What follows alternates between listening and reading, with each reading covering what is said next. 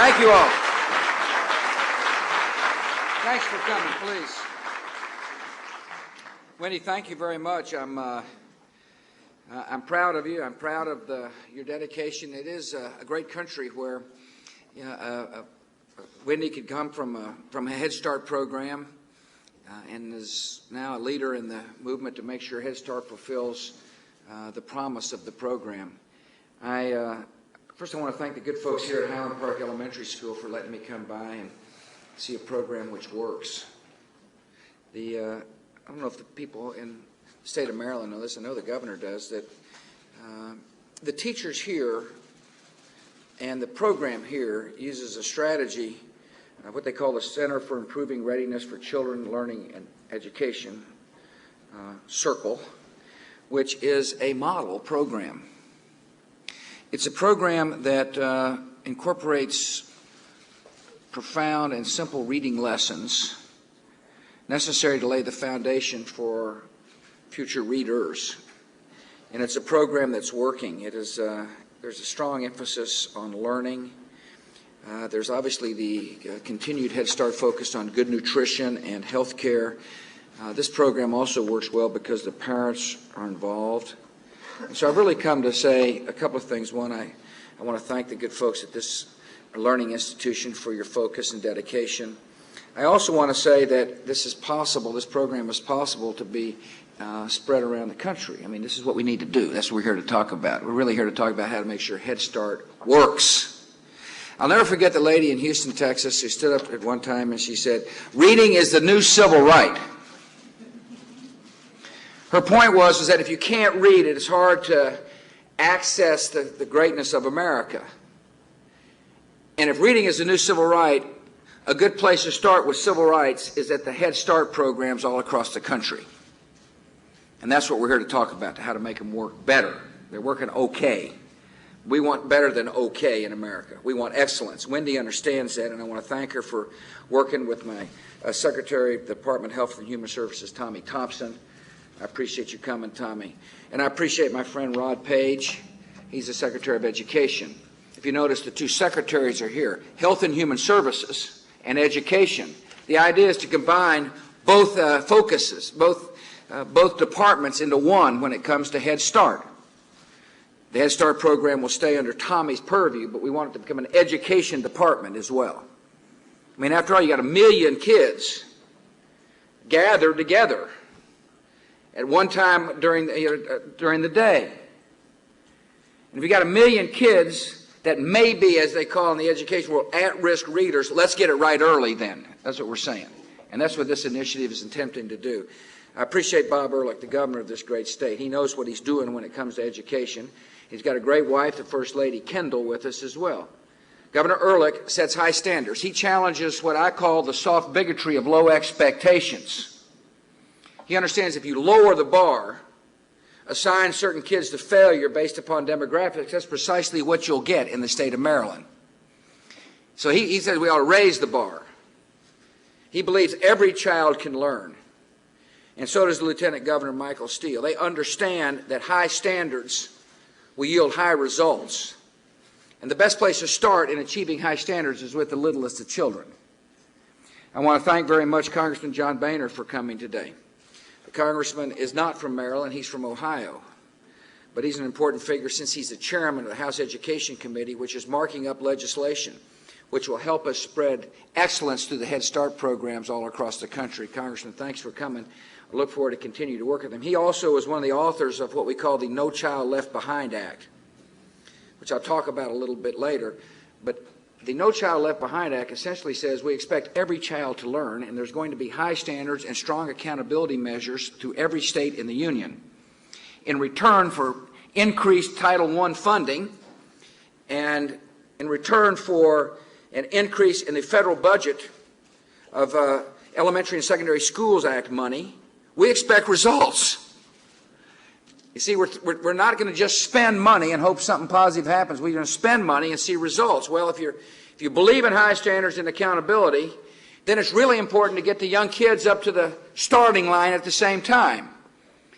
And that's why the Head Start reforms we're going to talk about are important. the reforms which John and his committee are carrying to the floor of the House relatively soon. I want to thank Nancy Grosmick, who is the State Superintendent of Schools in Maryland. I'm honored that you're here. Thank you for coming, and thank you for taking on a tough job. I appreciate Andre Hornsby as the Superintendent of Schools, an even tougher job. Government closest to the people is sometimes government that's the hardest. And I want to thank Jean Richard, who is the Program Director for the Head Start. I appreciate, Jean, you opening up this chance for me to come and see a program which works. I want to thank Laurie Ellis, the principal. When we leave, she can take a deep breath and relax and say, thank goodness the entourage has departed.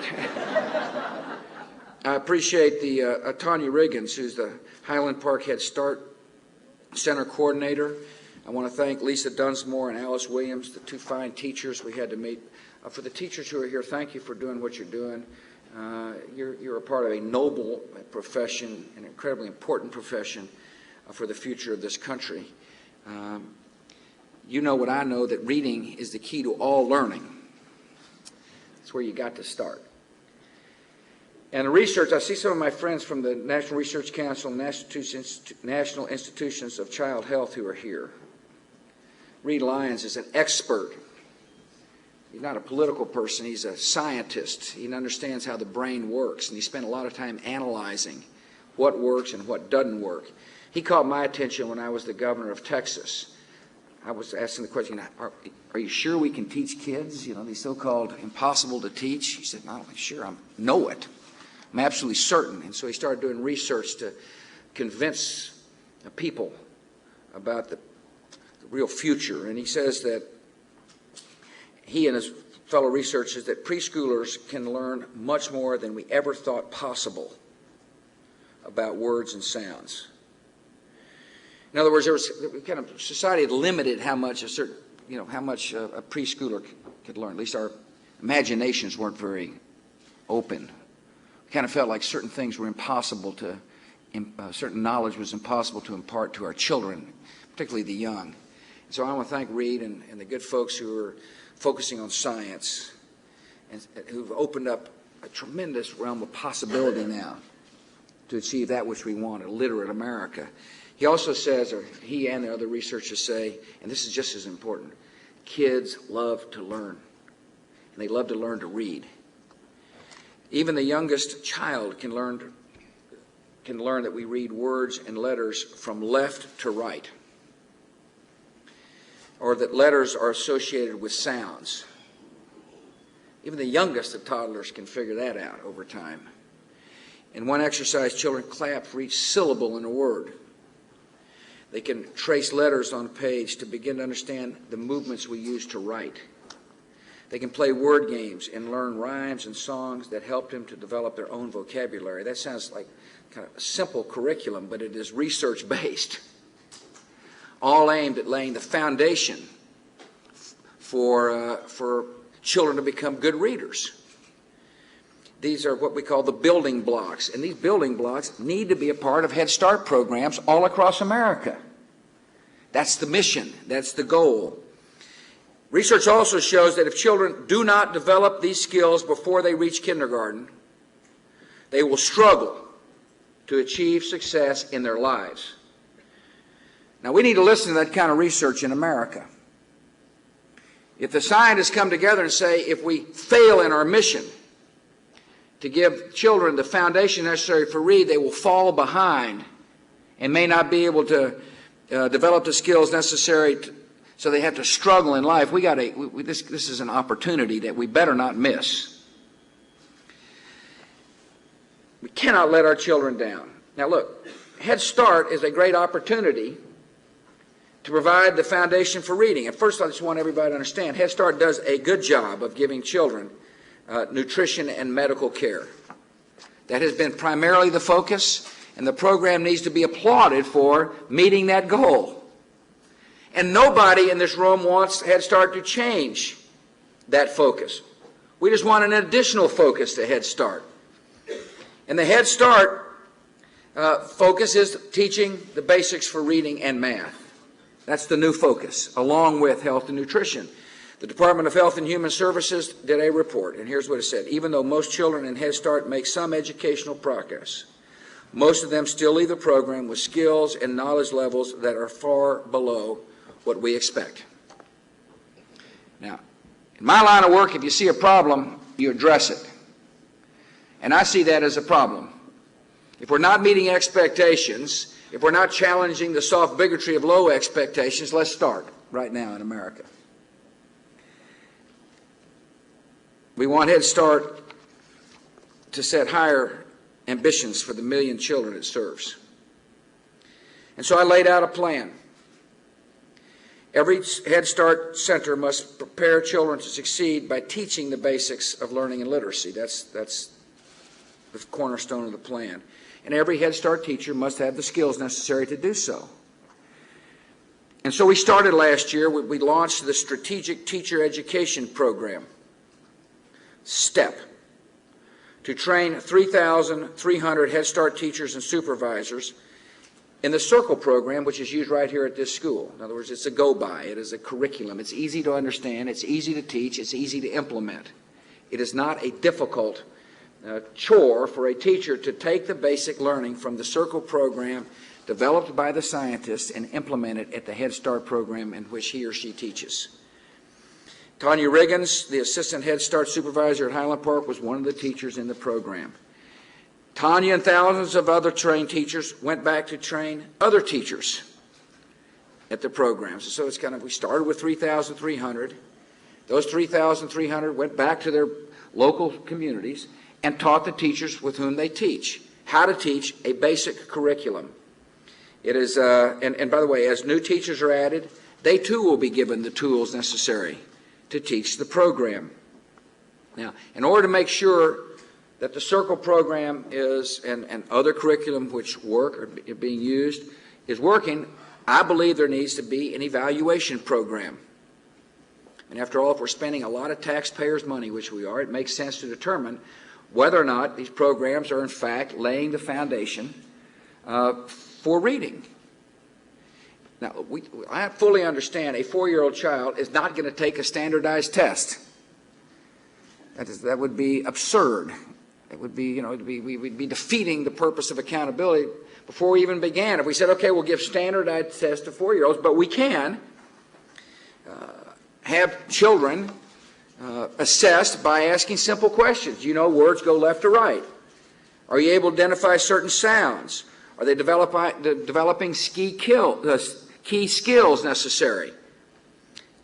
And I think what needs to happen is, and I hope Congress agrees, that these simple evaluations at the beginning of the year and at the end of the year will tell us whether or not progress is being made in developing a curriculum necessary to teach children how to read. And if they are, we ought to be praising the programs. And if they're not, something else ought to happen. We cannot miss the opportunity much longer in America. Otherwise, children will be left behind. And so Boehner's here because his committee and the Congress is considering legislation that would put a new emphasis on language skills and literacy skills in Head Start programs. In other words, we're going to codify into law that which we have started through the teacher training program. The legislation will require Head Start providers to teach language, reading, and writing skills as well as early math skills. In other words, it now becomes a part when they pass a law that says the Head Start mission is further defined as an educational mission. And those programs that are used must be proven by scientific research. The legislation would hold Head Starts accountable for getting the job done. Now look, as I mentioned before, the No Child Left Behind Act says every child can learn. We're going to have high standards. We're going to trust the local people to develop the curriculum. But in return for federal money, we want you to measure to tell us whether or not children are learning to read and write. And that's a heavy lift for some communities because there hasn't been a proper focus on the little children. And therefore, we're asking people to develop an accountability system without everybody being at the same starting position. And that's why it's so important for preschool programs to be focused on literacy so that when the accountability systems kick in Maryland or Texas or anybody else, we can truthfully say that every child has been given the tools necessary to be at the starting line at the same time, so that we have true accountability, true measurement. And that's why the Head Start program is important. Now, there's governors around the country that have said, look, give us the flexibility to be able to dovetail the Head Start program into our preschool programs so that all students, so we have a better control over whether or not the students are given the skills necessary so that when you hold us to account, we can achieve that which we want to achieve, which is excellence in the classroom. I appreciate the desire for flexibility. I support the governor's desire for flexibility, so long as, one, federal monies going to the states are used only for Head Start. In other words, what we really don't want to do is say we're going to focus on Head Start. The Head Start money goes for, a prison complex. I know that won't happen with Governor Ehrlich, but there needs to be a guarantee that the federal monies spent on Head Start only go to Head Start. Secondly, states and local governments must put money into the program, which would lock in the Head Start money for Head Start. So the flexibility given to a state would not allow the state's budget flexibility, its management flexibility to be able to take the Head Start program, dovetail in the preschool program, then the kindergarten program, and then into the elementary school program. Governors ought to have that flexibility. I hope that Congress will provide that flexibility so that when the accountability systems fully kick in, that a governor can truthfully say, well, I've had the tools necessary to make sure the Head Start program fits into an overall comprehensive plan for literacy and math for every child in the state of Maryland in Governor Ehrlich's case. This is a very important initiative I'm talking about. It seems like to me a fantastic opportunity for the country to make sure that the desires of this country are met, and that is every child become a good reader. If reading is the new civil right, and human dignity and freedom is what this country is all about, let's make sure every child learns to read.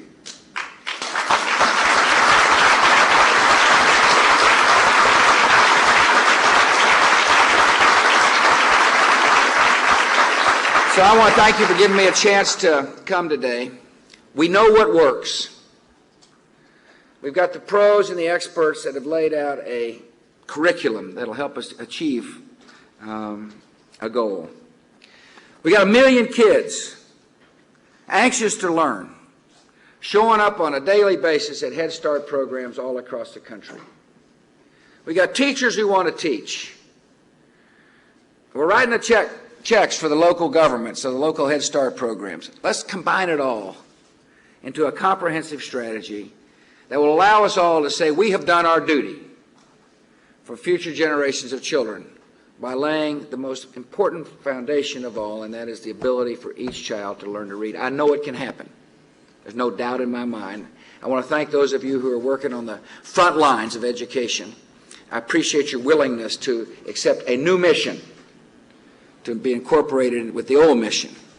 And I appreciate your willingness to work hard to see to it that not one single child in America is left behind. May God bless your work, and may God continue to bless America. Thank you.